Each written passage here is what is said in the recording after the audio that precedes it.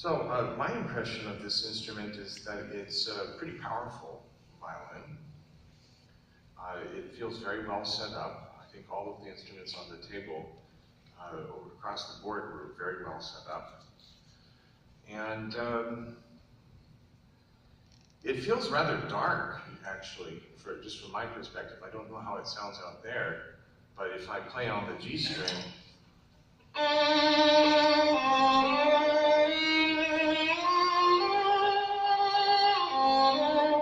it feels very growly, and it's still very brilliant on the E string. If I try the excerpt from the Brahms, where I test the string crossings, it feels very smooth, I think.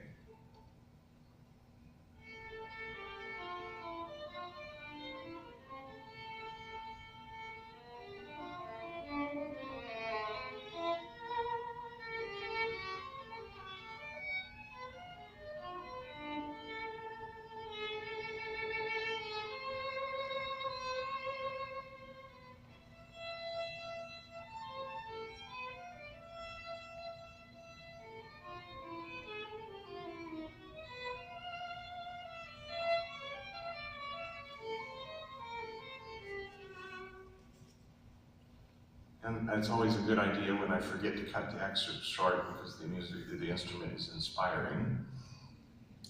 I think at this point, if I was looking at this instrument not in the competition setting, I would be looking for how it responds in spiccato, in pianissimo. So I have an excerpt that I usually use. It's from the Schumann Second Symphony, the Scherzo movement.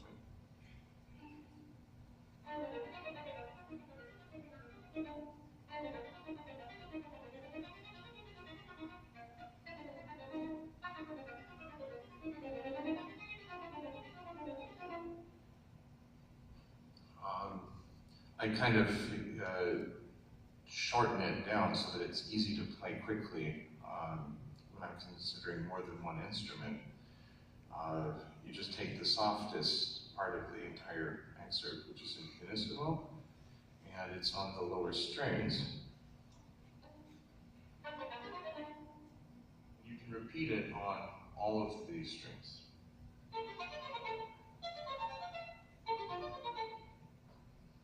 And because there's a kind of a lyrical element to it, it has to respond instantly, and you can't force it. So my impression is this instrument probably could use a little bit of a setup adjustment because it's not responding instantly on the G string.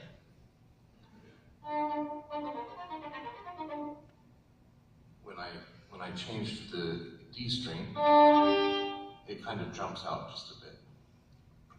So that's my impression of this instrument at this point. I think I'd like to go through the other instruments and kind of play the same things and get comments.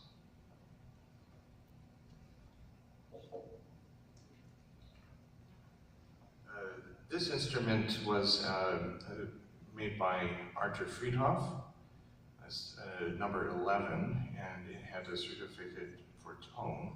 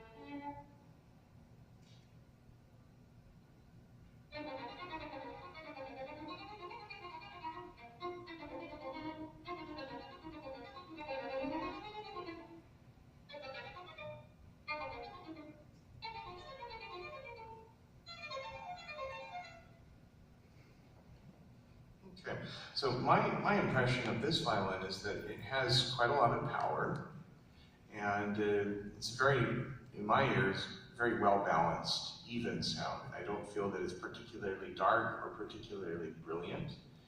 It does have a bit of an edge to it, which could help if I'm trying to project through an orchestra. You know,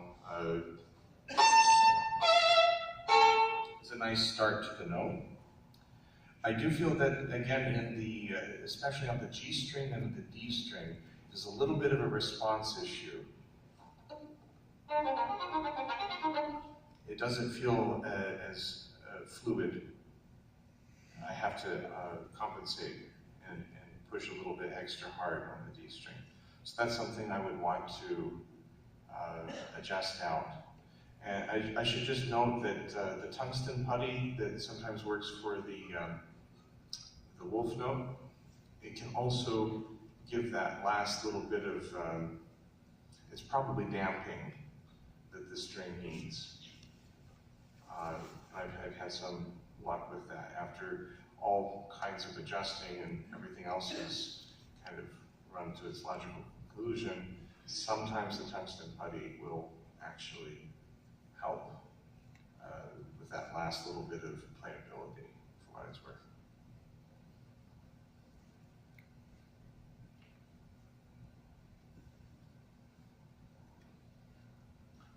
This violin is number 12. It's a gold medal instrument. It was made by Philip Ihle.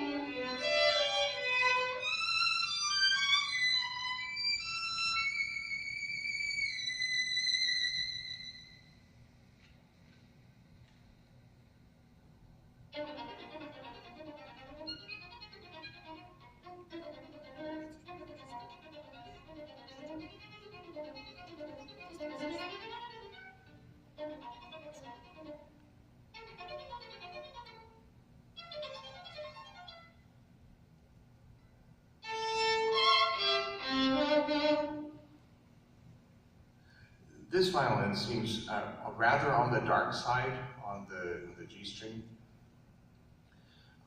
There's something very sweet about the sound. I don't think it's as powerful as an instrument as some of the others that I've tried here on the table, but it's got a very classy sound. I feel that it's a little bit brilliant on the E string in a kind of a thin sort of way. I'll give a quick demonstration what I mean.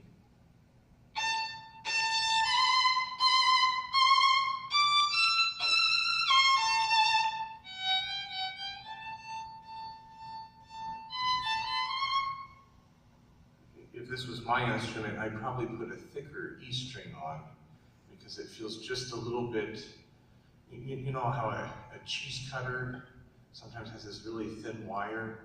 It's kind of cheese cutters. If you use a slightly thicker string, it kind of sounds like a slightly thicker string. But very beautiful sound.